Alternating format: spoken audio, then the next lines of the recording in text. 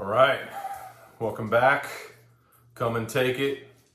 Dog recipe, please take it. That's why we do it. So the next part of this video, we're going to talk a little bit about how we put it all together in the end. So the last video you saw, we made the cook, as we call it, and then the final video is really about preparation and making it all come together. So get ready. We're gonna walk you through it and get you to a final product here and show you what we do with it, from there. So thanks for joining, and look forward to catching you in a sec. All right, here she is. We're about to take her off. This is the crock pot. It's been going all day. You can't see the numbers because it is too light out here, but there's about 45 minutes or so left to go. So we're gonna let this finish up, and as soon as it finishes, we're gonna take it in. But it looks like it's pretty much ready already. It's been, about 10 hours and 15 minutes at this point. So goal is gonna be to let this finish up, and then we're gonna take it in. You can see it's not crazy liquidy. There'll be another video that will show you on how to keep the flies away from this, because we have a mechanism for that as well, which is a lot of fun. I think we've reduced the fly population in this neighborhood significantly, which has allowed, this to kind of go a little more peaceful. So anyway, we'll bring in this guy inside shortly. Here she is. This is the crock pot in all its glory. And it is ready to go. So it's been going for 11. It's looking pretty good. You see you got a meatball on top and everything underneath it. Just needs to get mixed. So that's what we're gonna do. We're just gonna mix this sucker up. I take a metal spoon. This is a great crock pot by Hamilton Beach. And it's the one that we actually like the best, but partly why we like it is it doesn't stick, and it's easy to mix so that we can get adding everything. There usually is going to be some liquid in here, and I'll try to make it so you can see this in a second. But the liquid, once you start punching in the meat and mixing that up, it starts to absorb it. And then we put in the rice and everything else, and that'll also keep absorbing. Notice we did not have to add any water to get those garbanzo beans cooking. There is enough liquid that gets created from all these ingredients being mixed together where you don't need to cook them at all. So, you cook them, you don't need extra liquid to cook them at all. So that the period of time, the liquid that comes out from all of the ingredients is enough to soften up the garbanzos and perfectly good. So it's a low and slow kind of method of making dog food. And might even be something that in a pinch you might be willing to eat yourself. So anyway, we're mixing this all in this big pre-mix. I'm gonna kind of put the rice, the 1 cup of rice that we put in there. See how it comes out so easy? That just makes it nice and easy. And it does that if you pull it off the heat and let it cool, let the sides cool, it'll pull away. So easy. And we'll just mix this rice right up into this. And then now I'm gonna go once I get this mixed, I'm gonna go put in the peas. All right, so we're still mixing this up. I got the rice in. Something I wanted to say real quick is it is important that you mix this up really good. So this is a big crock pot, and we've got it full to the brim, and I'm mixing up all this other stuff. But like at the bottom, the layers that we made, you got hearts, you got liver.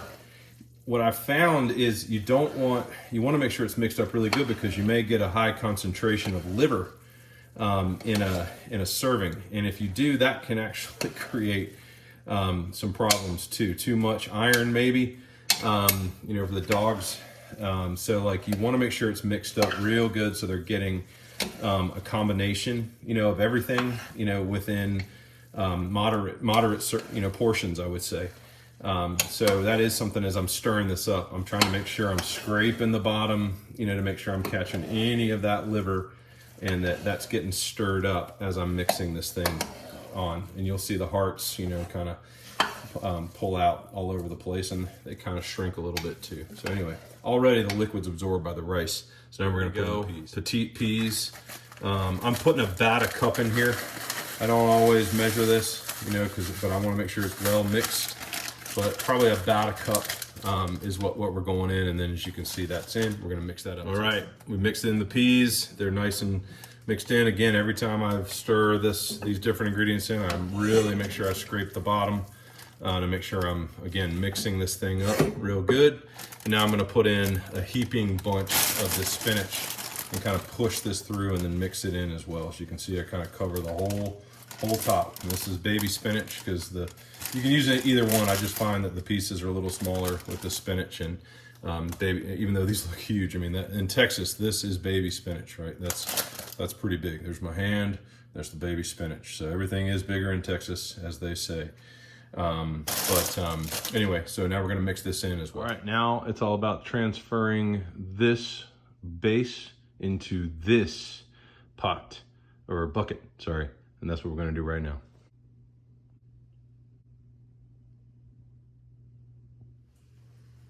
All right, now that's pretty much it. See, we got a full bucket, 1 gallon worth of food.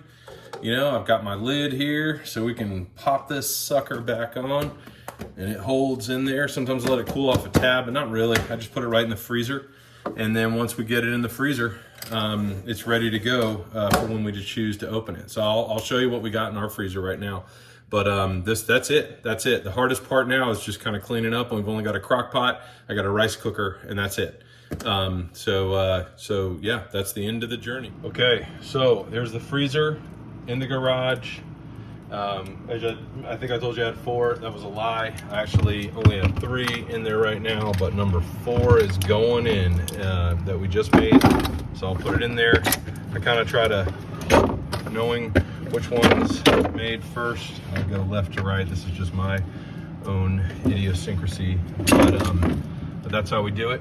It's in there. You got 4 ready to go, and we're done till the next cook, which we may start another one tonight. All right, that is the end of the cook. So a couple things to review. First off, we do it this way. It takes 11 hours. We do that because we can go to work and come home and it's ready to go. We also do this sometimes overnight, where we'll put it on, at around 6 o'clock in the morning, and then we're putting it together at 5 a.m. Just kind of depends on your time. I mean, the length of the cook in part is the convenience of our life. So that's why we do it that way. I think another couple of things, like those buckets for us, are really important. I'm just recycling buckets I got from buying rice and gallon buckets. If you can find some of the ingredients that you like in that way, that's a good way to do it. This also is a base, right?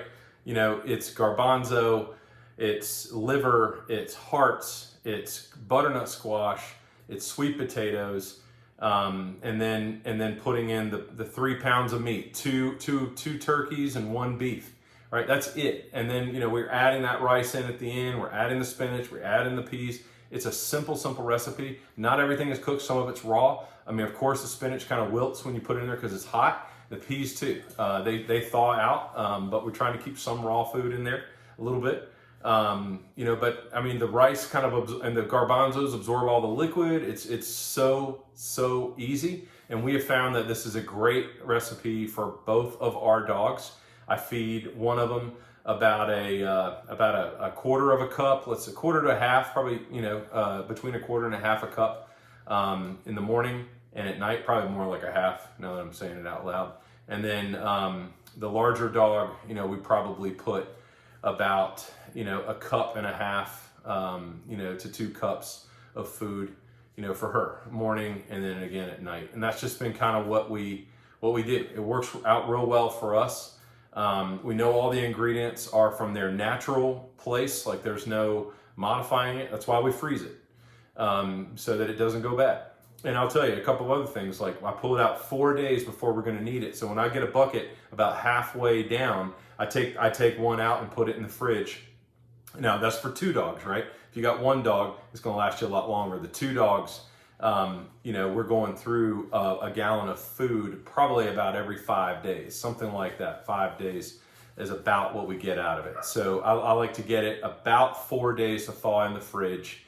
And then we're finishing it and we're bringing that other one, forward. Now I have had situations where I thawed it out too quick and it sat in the fridge for a while, and by the end of the servings, it's starting to smell a little bit. So like this is legit, you know, food that has no preservatives in it. So you got to be careful with that for sure. So we're definitely, you know, careful for that. I've also added things differently. Sometimes, like one time I put blueberries. I read something about blueberries being good. I put blueberries in there. One time I put an egg. I put a few eggs in at the end of the cook. The shell, or I cracked the eggs, put it in the last 30 minutes, let the egg cook into the mixture, and then you take the shells and grind them up because they say eggshells give them a lot of health benefits too. I don't put any other supplements in there, but I am always looking for interesting things to add that could be good for them. You know, sometimes we'll put oregano, not a lot, but on a serving. You know, because, you know, when you read up on this stuff, it's like, you know, everything, and, you know, it's okay in moderation, but there's some things that are just really toxic for dogs. And that's the thing you got to be most careful about. I don't use garbanzos from a can, too much sodium. You know, I'm telling you, we don't want any salt in there. And that's just worked for us. This is kind of, and our dogs, this is kind of what we, you know, what we've pulled off. So thanks for joining us on this journey. Maybe we'll show some more videos about what we do, how we modify, and different recipes that we're playing around with. You know, we're looking at fish as one too. What do you do with bones? You know, to check, because some people say it's good to add bones to food as well. We're you know, thinking about how to incorporate that in, grinding them up, that sort of thing. But it's got to be easy. The work of this whole thing is tough. This process is super easy for us. We can get this thing ready in 5 minutes, put it on the crock pot, go to work, come home at night, steam a cup of rice, bring out the other veggies, mix it all together, put it in a bucket, it's done. I mean, I'm telling you, it's part of this journey is it can really be overwhelming to do this and try to get it, you know, perfect, or doing it in ways where you're chopping all the vegetables and things like that. We really wanted to get the time down. That's part of the goal. So for us, it's about what's healthy for the dog, number one. Number two, the least amount of work that we could possibly put into this is also what we're trying to accomplish, because you got to do this constantly, you know, at least a couple times, you know, a week, as we've said. So anyway, thanks for joining us. Come and take this recipe and enjoy yourself. I hope this helps your dogs if you do try it. And we'll look forward to learning how it's going for you. Please feel free to reach out, ask any questions. Take care.